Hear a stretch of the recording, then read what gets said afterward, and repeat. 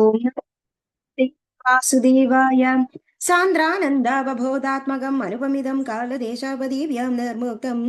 नित्यमुक्तं निगमशतसहस्रेण निर्भास्यमानम् अस्पष्टं दृष्टमात्रे पुनः उरुपुरुषार्थात्मकं ब्रह्मतत्त्वं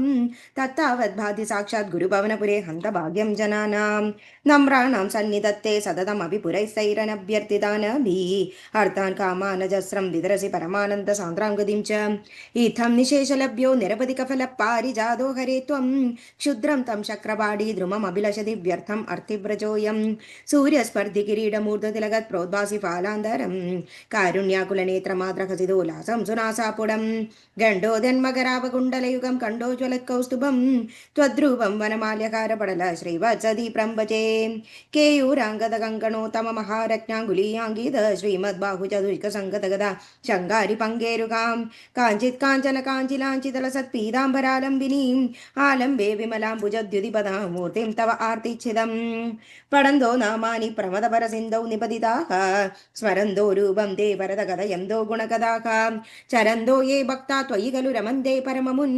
अहं धन्यान् मन्ये समधिक सर्वाभिलषितान् विधूय क्लेशान् मे कुरु चरणयुग्मं त्रिदरसं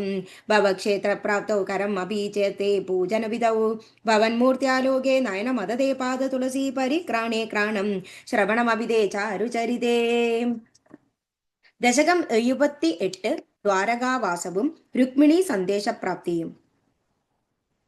त्रिदिववर्धगि वर्धित कौशलं त्रिदश दत्त समस्त विभूतिमत् जलधिमध्यगदं त्वम् अभूषयो नवपुरं वपुरञ्चितरोचिषां ददुशिरेव दभूभृदिरेवतीं फलभृदे तनयां विधिशासनात् महिदमुत्सवकोशम् अपूपुषः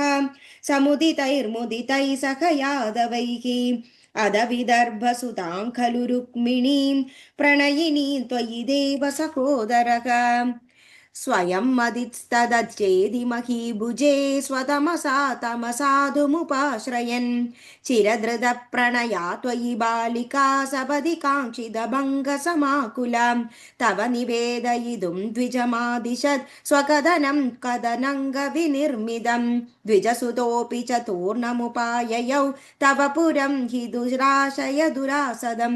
मुदव पाप च तादरपूजितः